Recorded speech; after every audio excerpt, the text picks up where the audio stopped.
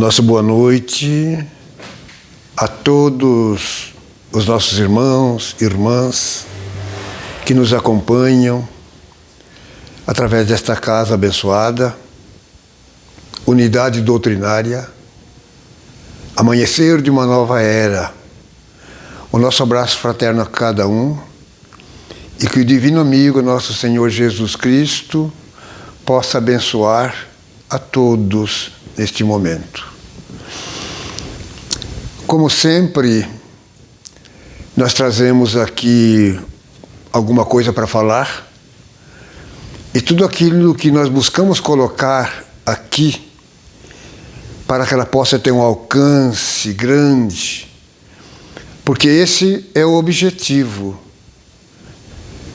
para que o Evangelho de nosso Senhor Jesus Cristo e todas essas verdades infinitas, elas possam romper fronteiras e ir muito longe. Então nós estamos trazendo aqui alguma coisa para o nosso comentário muito interessante e para a nossa reflexão. Porque é importante refletir a respeito de tudo aquilo que acontece junto de nós, em torno de nós. Nunca mais do que hoje nós sabemos que a vida continua, sem detença, não para. E nesses vais e vens da vida, em determinado momento nos encontrando do lado de cá, em outros momentos o retorno e agora nos encontrando do outro lado, paralelo a esse. E nós fazemos esse movimento constantemente, nesses vais e vens. Mas na medida em que nós nos movimentamos, nós acompanhamos uma lei muito importante chamada lei de progresso. Progresso espiritual. Porque hoje, na atualidade, nós já podemos reconhecer que não somos mais os mesmos dos tempos anteriores. E quanto mais nós regressarmos no tempo e no espaço, nós vamos perceber que realmente, nessa jornada que nós fazemos, nesses passos que nós vamos dando sempre nesse rumo, que é o rumo da nossa evolução espiritual, do nosso aperfeiçoamento, nós vamos notar que estamos sim fazendo conquistas muito importantes. Mas tudo isso está no campo daquilo que Jesus já preconizava para nós. Lá em João 8,32, da necessidade de conhecermos a verdade para que ela nos liberte. É claro que esse procedimento, ele não se dá de inópito, de um momento para o outro. Ele segue esse movimento lenta e gradativamente, mas sempre progressivo, quando nós colocamos aí a nossa boa vontade de não perder tempo na vida e buscar, então, estar mais próximos desse entendimento, mais próximos da verdade. A verdade total, assim, numa amplitude muito grande, ainda está muito distante de nós. Por mais que nós já tenhamos avançado, ela ainda se encontra um tanto distante, mas não nos trazendo impossibilidade de nós não chegarmos, não galgarmos esses degraus, para que nós cheguemos na condição de espíritos puros, mais perfeitos. Então nós, volta e meia, temos alguns temas muito importantes, porque tudo aquilo que acontece no nosso meio, nessa caminhada que fazemos há milhares e milhares de anos em relação ao nosso tempo. O assunto que nós gostaríamos de refletir e provocar uma reflexão assim conjunta, o nosso tema é liberdade, igualdade, fraternidade. Muito interessantes essas questões, porque é tudo aquilo que nós teremos que desenvolver para que nós possamos alcançar momentos melhores em torno de nós, humanidade terrestre. Essa humanidade sofrida, que vem passando por momentos graves desde há muito tempo, as dores, os sofrimentos, as enfermidades, as corrupções acontecendo junto, fazendo parte de uma humanidade da qual nós fazemos parte, a humanidade terrestre. Então, quando nós buscamos trabalhar essas questões, é claro que nós vamos procurar entender melhor o porquê dessas questões da liberdade, da igualdade e da fraternidade. Quando isso acontecer, nós já estaremos então nos movimentando num mundo totalmente diferente desse.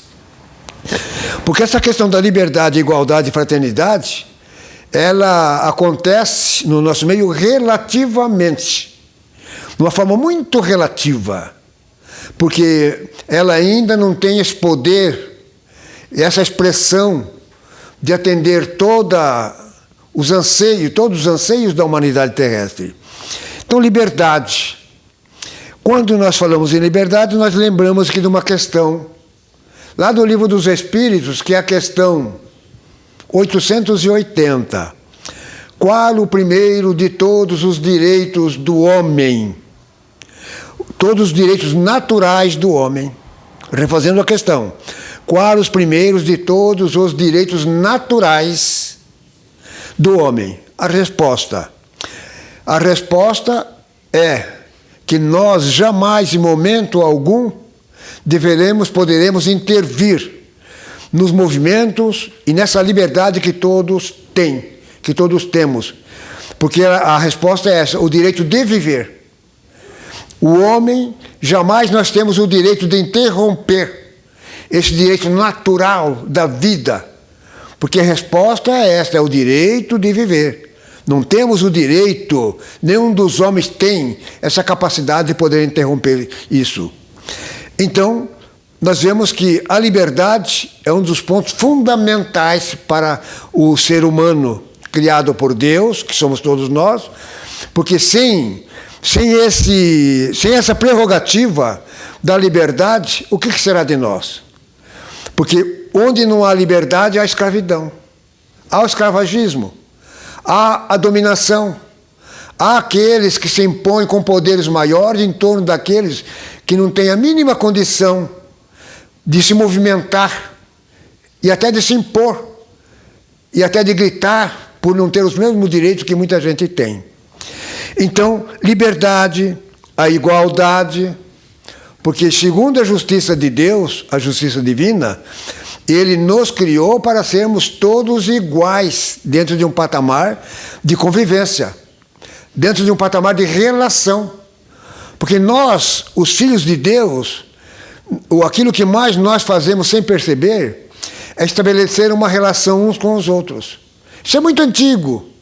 Desde os tempos tribais, quando se começam então a acontecer as primeiras tribos que começam a formar os primeiros e minúsculos clãs ainda, mas tudo isso está dentro, e na medida em que esses clãs são formados, qual a finalidade? De uma boa convivência, sendo úteis uns aos outros, porque está dentro de uma lei de reciprocidade, como se encontra também no Evangelho de Mateus, no capítulo 7, 14, falando de uma lei de reciprocidade. Tudo aquilo que nós queremos que os homens nos façam, vejamos bem, tudo aquilo que nós queremos que os homens, numa relação como essa, nos façam, façamos nós também a mesma forma para com eles. Porque Jesus, quando ele relata esse fato, através de Mateus, ele vai dizer que as leis e os profetas estão nessa questão. Se a gente quer que alguém nos trate melhor, com igualdade, com respeito, com educação, é claro que da mesma forma nós temos que proceder igual. Isso é lei de reciprocidade e lei de igualdade. Não vamos ter mundos de regeneração enquanto isso não vai ser aplicado. Porque no mundo de regeneração, que é sinônimo da implantação do reino de Deus aqui na terra, aquilo que Jesus Cristo preconizava sempre, e dizendo do motivo da vinda dele aqui na terra, da corporificação que junto de nós não era outra senão o da implantação do reino de Deus aqui na terra, porque ele não funcionava, as coisas não funcionavam assim na época. E ainda não funcionam, mas o que está pré-estabelecido na sua vinda e nos seus exemplos de vida é justamente isso. Começa com ele a implantação do reino de Deus, porque o reino de Deus é o reino de Deus, é o reino de liberdade, de igualdade, de fraternidade, que nós teremos que conjugar no futuro. Mas tudo isso é sinônimo de mundo de regeneração. Porque o reino de Deus que Jesus nos traz, ele está passando por um processo de aceleração. Ele está se movimentando cada vez mais rápido, para que num tempo mais curto nós possamos então a desenvolver os reais e verdadeiros padrões de vida, em torno de liberdade, igualdade, fraternidade, porque é justamente isso que já funciona no mundo espiritual superior. Nas cidades espirituais, nas estruturas espirituais, além das estruturas físicas. Por exemplo, nós aqui estamos falando, aqui do continente americano, aqui do Brasil, aqui de Cascavel, mais propriamente dito, nós estamos falando daqui, mas sobre a nossa estrutura Cascavel, física, há uma estrutura superior, uma estrutura espiritual superior, onde nós temos notícias do mundo espiritual superior, que o reino de Deus aí já está muito bem implantado. O mundo de regeneração também já está implantado. A partir daí nós temos notícia, que através do Apocalipse capítulo 21, já comentamos isso muitas vezes, e nunca é demais repetir, que a Nova Jerusalém descendo ataviada quer dizer enfeitada desses novos valores. Então, é isso que está acontecendo. Então, se nós pegarmos a nossa estrutura espiritual superior aqui de Cascavel, que está acima de nós, ou se nós pegarmos uma estrutura muito comentada, aquela que aqui no Brasil, aqui nessas paragens, muito comentado, nosso lar, a estrutura nosso lar.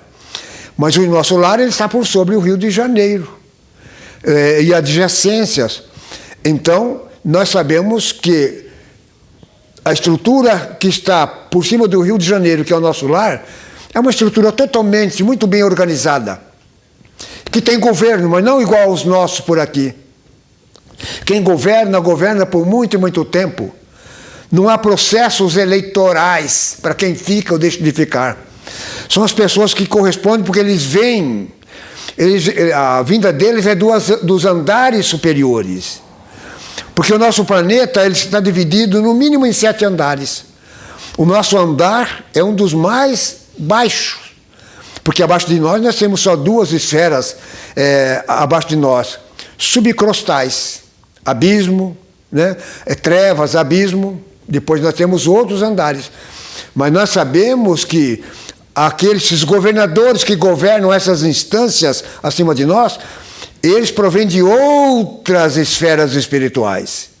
Não estão nem relacionadas ali com a região umbral, porque é um mundo paralelo a esse, onde estão instaladas essas estruturas. Porque acima disso nós temos da beleza, da cultura, da ciência, e muitos desses espíritos que governam, a procedência deles é dessas instâncias. Então são governos totalmente diferentes. Porque se nós pegarmos nosso lar, nós vamos ver que ele está pré-estabelecido em 6 ministérios. 6 ministérios. E cada ministério deles tem 12 ministros governando, 12 ministros. Eles têm, assim, salários? Não tem. Ele recebe alguma coisa por isso? Não. O valor que eles recebem todo está numa ordem, assim, de bônus hora.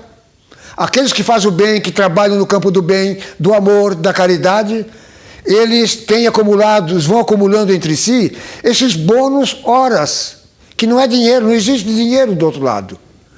Agora, o que governa, então, o governador, ele também não tem salário, é o que mais trabalha. Inclusive, em relação ao governador de nosso lar, se sabe que as pessoas comentam, muitos dos outros obreiros, trabalhadores, eles podem tirar até um tempo para um descanso, assim, para aquilo que nós chamamos de férias aqui, mas que lá não tem esse nome, mas assim, um descanso, assim, diferente. Mas o governador de nosso lar, ele nunca tirou férias na vida. Ele não tem tempo para descanso. Então, não é um processo eletivo de eleitores votando. É alguém que já tem uma estrutura certa para governar. No nosso planeta Terra, quem nos governa? Quem é o supremo governador do planeta Terra? Jesus, o Cristo. Faz pouco tempo? Não. Houve eleições? Não. Mas nós sabemos que Jesus é um espírito de tão grande elevação que ele atingiu essa estrutura crística, passando pelos anjos, arcanjos, serafins, querubins, agora um Cristo, mas o Cristo está no plural, Cristos, que governam mundos, que fazem parte de governar esses mundos paralelos aos nossos, né? Aqui do sistema solar, mas o nosso supremo governador é Jesus, o Cristo. Se a Terra tem 4 bilhões e meio de anos, nos nossos, segundo a geologia, a ciência, a astrofísica, imagina, ele já era um Cristo, além desse tempo, 4 bilhões e meio de anos atrás, já era Cristo. Foi necessário haver eleições para mudança? Não. Porque ele é tão perfeito, ele é tão grande, que ele nos assume numa questão paternal praticamente. Numa questão paternal, antes da fundação do mundo. É aquele que praticamente nos adota, nos adota como filhos. Então, e nós estamos sob o seu governo. Mas o governo de Jesus, ele vibra dentro desse campo de justiça. Nesse campo de justiça, onde a liberdade é muito importante, a igualdade, a fraternidade, a solidariedade entre as pessoas. Os meus discípulos serão conhecidos por muitos se amarem. E isso não pode se dar se não houver o exercício daquilo que nós estamos comentando aqui. Então, nós sabemos que quando Deus nos cria, a cada um de nós não sabemos quando Deus nos criou. E nem sabemos onde Ele nos criou. Nós sabemos que faz muito, mas muitíssimo tempo.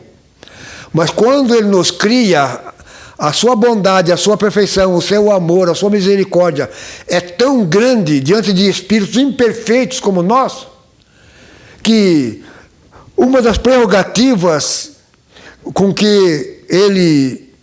que Ele nos coloca é nos dar um espaço. Ele nos cria, cada um dos seus filhos, cada um com um espaço. Nós temos um espaço psicosférico. E nós sabemos que esse espaço com que Ele nos cria não era para sofrer invasão nunca na vida. Não era para ser violado. Sofrer violação. Primeiro na forma individual, o que acontece aqui na Terra, depois na forma coletiva. Exércitos invadindo nações, aldeias, dizimando, numa fúria terrível de poder, dizimando homens, mulheres, crianças, animais. Mas todos têm um espaço.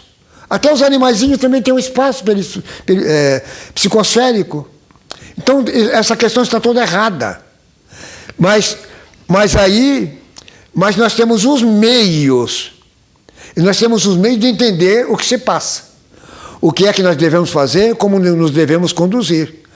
Porque existe uma lei universal que regula tudo isso. E essa lei universal, nós fomos, beneficiados com ela em torno de 1450 anos, mais ou menos, antes de Cristo. Através de Moisés, o grande, ilustríssimo profeta, através deles. Ele estava incumbido, a missão dele era justamente essa. Como está colocado no Evangelho segundo o Espiritismo, no capítulo 1, nas instruções dos Espíritos, quando está assim colocado: Deus é único, e Moisés é aquele que ele enviou em missão para torná-lo conhecido, não só no meio hebreu, como no meio dos pagãos também. Então, era para haver essa expansão. E Moisés, olhando então, agora voltando lá atrás, se é que existe atrás, né? Em relação de tempo. Olhe lá, 1450 anos dos nossos tempos, lá no Monte Sinai, recebendo toda essa estrutura, em 2 pedras lavradas, onde ali foi colocadas as leis fundamentais, através de línguas de fogo, escrita direta, não nosso fogo, mas essa luz tão forte, que na forma de línguas de fogo ia imprimindo naquelas pedras: eu sou o Senhor teu Deus, e por aí vai. Aí ele imprime os 10 mandamentos. No 5º, não matarás. No 4º, honrarás pai e mãe. No 5º, não matarás, não adulterarás, e por aí vai. São leis regulativas. Sem essas leis, jamais nós poderíamos falar em liberdade, tão preciosa para nós, não tendo os nossos espaços invadidos. Igualdade, justiça na igualdade, a fraternidade, sermos fraternos uns com os outros, solidários. Mas tudo isso, o que vai nos regular são essas leis. São essas leis. No 8º mandamento: e não darás falso testemunho do seu próximo, porque é crime. Quando nós falamos dos outros, quando nós pejorizamos alguém, um irmão nosso, quando nós falamos mal da vida dele e o colocamos como um réprobo no meio da sociedade, em torno daquilo que nós comentamos dele negativamente, isso é crime, porque o espaço que ele tem já foi invadido. Quais as possibilidades de ele ter uma relação melhor no seio da sociedade, se ele está tão falado e tudo aquilo que corre em torno dele é altamente negativo? Como que ele possa trabalhar, arrumar emprego, trabalhar, cuidar da família? Então é um crime muito grande. É um crime muito grande. Como todos os crimes ali que estão nos 10 mandamentos. Cada vez que nós violamos uma lei dessa, nós estamos nos tornando criminosos. E quando nós nos tornamos criminosos, nós sabemos que essas leis estão reguladas onde? Universais, leis de causa e efeito. Leis de ação e reação. Para cada ação minha, existe uma reação. Se ela for negativa, ainda contrária. Uma lei de ação e reação. Lei de causa e efeito. Não pode haver um efeito acontecendo se não tiver uma causa.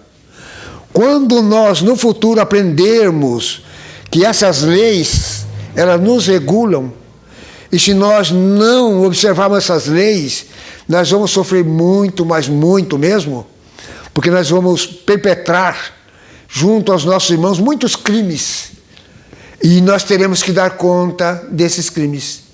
Não tem como, Deus não passa, Deus não condena, Deus não julga, não condena, mas Ele nos dá as condições de nós, através dessas leis que nos regulam, de nós fazermos aquele trabalho de onde nós erramos, procurarmos não errar mais.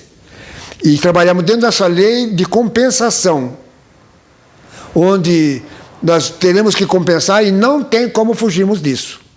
Nenhum de nós teremos condições de fugir disso. Os males que nós fizemos, eles são registrados em nós. O mal que eu fiz não pode estar registrado em outro, é da lógica. Vejamos como é fácil entender o mal daquele que está nos ouvindo agora, os males que ele fez, porque nós fizemos males no passado. Fizemos muitos bens também, mas nós estamos falando daquilo que é negativo para nós, que nos prejudica. Então eles estão gravados em nós, não está gravado no outro. Nós não temos como colher coisas boas, fazer boas colheitas na plantação do outro, na gleba que o outro plantou. Nós só vamos colher onde nós estabelecemos a nossa lavoura. E de acordo com as sementes que nós colocamos, porque elas também fazem parte dentro das leis da natureza, elas não têm como não germinar.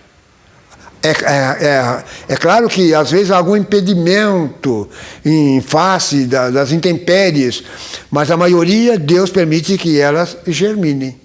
E elas produzirão e darão muitos frutos. E de acordo com essa colheita, nós podemos colher frutos amargos, da má semeadura, hoje colhendo frutos amargos, da semeadura que fizemos no passado, mas também colhemos frutos bons. Depende de cada um de nós. Então a gente vai perceber que tudo isso está dentro das leis universais. Porque ninguém consegue escapar dessas leis que estão imprimidas em nós. Nós temos também no livro dos Espíritos a questão 621. Quando uma pergunta é feita, onde está escrita a lei de Deus? Só para ficar mais complicado para nós, e para que nós não tenhamos assim facilidade para cair fora delas, a resposta é na consciência. As leis de Deus, elas estão escritas na nossa consciência. Porque nós podemos fugir de qualquer coisa, mas nós não podemos fugir de nós mesmos. Eu não consigo fugir de mim mais. Até que eu era muito mais ignorante do que sou hoje, eu poderia até encontrar um subterfúgio, né? Ah, mas eu não sabia, eu era inocente. Tudo bem. Mas na medida em que a gente avança, e como está colocado sempre nas escrituras, como está colocado, na medida em que nós começamos a nos tornar conscientes, aí nós não temos como negar mais que nós não sabíamos. Que eu estou por conta da minha inocência, eu sou inocente, eu não sabia. Tudo bem, até aí era tolerado. Mas na medida em que eu tenho esse outro conhecimento, aí eu tenho que dar conta da minha vida. Eu, o Antônio, cada um de nós temos que dar conta. Para que isso? Para o nosso bem, para a nossa felicidade. Deus nos criou para a felicidade suprema. Ele nos criou para essa felicidade suprema. Todos nós temos que caminhar nessa direção, de passo a passo, de reencarnação a reencarnação, de esfera a esfera, até chegarmos numa condição altamente superior também. Então, não é difícil de entender que essa questão da liberdade, igualdade e fraternidade, ela é fundamental para nós. É claro que já tentaram implantar isso, mas com outro propósito de dominação, como aconteceu na França no século XVIII, quando o tema, na época do Iluminismo, o tema era igualdade, fraternidade, liberdade, igualdade e fraternidade, mas era com o propósito de impor o terror, a dominação. Nesses tempos, a gente... E quando a gente quer conhecer melhor isso, peguemos lá no YouTube, quando falamos lá dessa parte, né? Dessa reforma lá na França, né? O que foi que aconteceu? Ou a instituição da guilhotina para aqueles que não obedeciam às ordens, a violência inflamada, o terrorismo inflamado, mas eles falavam em implantar liberdade, igualdade e fraternidade, porque os reis, as pessoas que vinham anteriormente, elas deixaram enormemente a desejar em relação às pessoas que faziam parte dessa nação.